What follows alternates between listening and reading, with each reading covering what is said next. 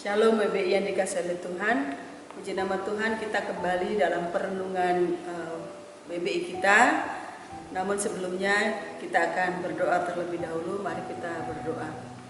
Bapa di dalam surga, kami mengucap syukur untuk semua kebaikan Tuhan.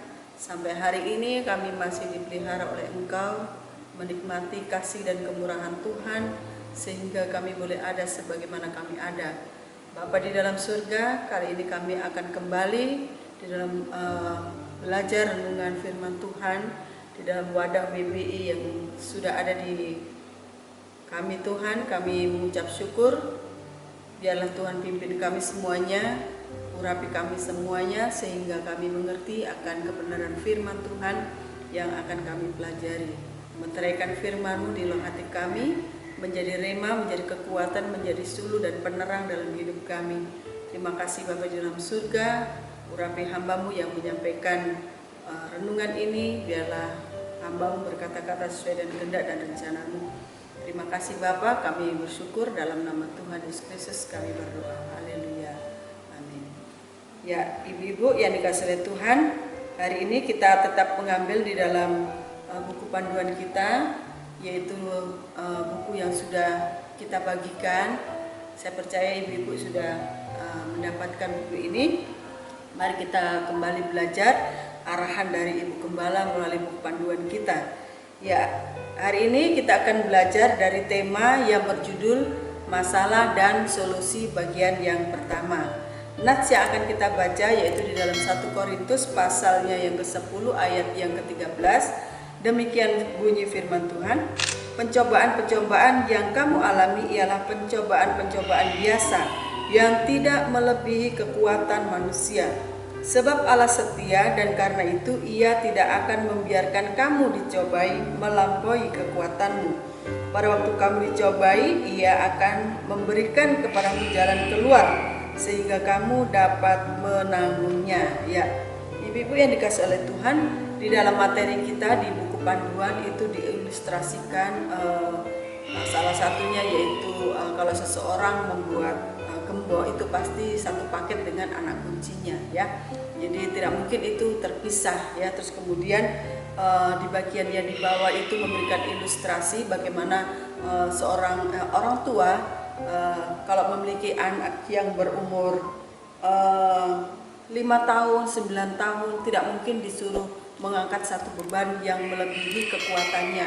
Misalnya anak 5 tahun harus disuruh mengangkat beban 30 kilo, tentunya itu tidak kuat, ya. Nah, ibu-ibu yang dikasihi oleh Tuhan, sesuai dengan materi kita di bulan ini, yaitu kita belajar bagaimana kita harus menjadi Kristen-Kristen Raja Wali yang bisa mengatasi dengan keadaan apapun yang kita hadapi, ya. Kalau di sini materi yang kita pelajari dengan masalah dan solusi, kita akan belajar, ya. Jadi ibu-ibu yang dikasihi oleh Tuhan, saya akan bacakan di dalam panduan kita, ya, uraiannya di bagian yang kedua.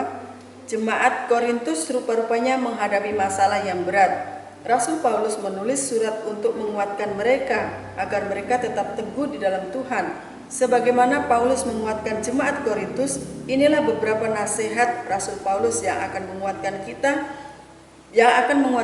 juga di saat harus menghadapi pergulatan hidup yang berat, yaitu yang ayat yang sudah kita baca, 1 Korintus pasal 10 ayatnya yang 13. Yang pertama yaitu pencobaan-pencobaan yang kita alami ialah pencobaan-pencobaan biasa, ya, tidak melebihi kekuatan kita. Mungkin kita bilang masalah kita berat, tetapi kita harus ingat, kita harus tetap percaya bahwa Tuhan kita itu lebih luar biasa dari persoalan yang kita hadapi, ya. Kemudian di sini yang kedua, masalah kita tidak pernah melebihi kekuatan kita. Ya, jadi Tuhan izinkan masalah, persoalan terjadi dalam hidup kita itu yang jelas adalah untuk membuat kita semakin menjadi dewasa, semakin kuat menghadapi keadaan, situasi yang kita hadapi dengan situasi yang saat ini, ya. Contohnya misalnya COVID yang sedang kita hadapi bersama-sama. Tentunya kalau kita tidak punya pengharapan, tidak punya pegangan yaitu Tuhan, pasti kita sudah bingung, putus asa, ya. Namun puji Tuhan Tuhan, kita diberi kekuatan oleh Tuhan untuk bisa melewatinya. Jadi dari ayat yang kita baca ini ada dua hal yang saya sampaikan, bahwa ketika masalah diizinkan Tuhan terjadi dalam kehidupan kita, yang pertama, Tuhan selalu punya cara untuk menolong kita. Nah, Tuhan selalu punya cara untuk menolong kita. Ya, ini yang pertama. Kemudian yang kedua, di dalam Tuhan itu pasti ada jalan keluarnya. Tadi ayatnya sudah kita baca di ayat yang ke-13 tadi ya, 1 Korintus pasal 10. Pencobaan-pencobaan yang kamu alami ialah pencobaan-pencobaan biasa yang tidak melebihi kekuatan manusia. Sebab Allah setia, dan karena itu Ia tidak akan membiarkan kamu dicobai melampaui kekuatanmu. Pada waktu kamu dicobai, Ia akan memberikan kepadamu jalan keluar ya. Ada jalan keluar, jalan yang pasti di dalam Tuhan ya. Jadi ibu-ibu yang dikasih oleh Tuhan, jangan pernah ragu-ragu dengan kuasanya Tuhan. Kita mempercayakan hidup kita kepada Tuhan, sebab di dalam Tuhan pasti ada jalan keluar. Sebesar masalah apapun yang kita hadapi, Tuhan jauh lebih besar dari persoalan yang kita hadapi. Ya, puji nama Tuhan dengan renungan singkat yang bisa saya bagikan. Biarlah ibu-ibu tetap kuat, tetap sehat, tetap bersemangat sampai kita bisa melewati masa-masa yang sulit ini ya. Jadi kita diberi kekuatan, kesehatan, dan kita percaya kita pasti menang. Jemaat Sola Gracia, WBI Sola Gracia pasti bisa melewati semua yang diizinkan Tuhan ada dalam kehidupan kita. Puji nama Tuhan dengan renungan yang saya sampaikan. Mari kita berdoa untuk firman Tuhan. Bapa di dalam surga, kami bersyukur untuk firman Tuhan yang sudah kami pelajari. Meteraikan itu di dalam hati kami, sehingga kami mengerti firman-Mu, kami mengerjakan dan melakukan firman itu dalam kehidupan kami sehari-hari. Kami tidak mudah putus asa, tetapi kami terus semakin kuat, semakin dewasa, menjadi Kristen-Kristen Raja Wali yang siap menghadapi masalah persoalan yang diizinkan Tuhan dalam hidup kami.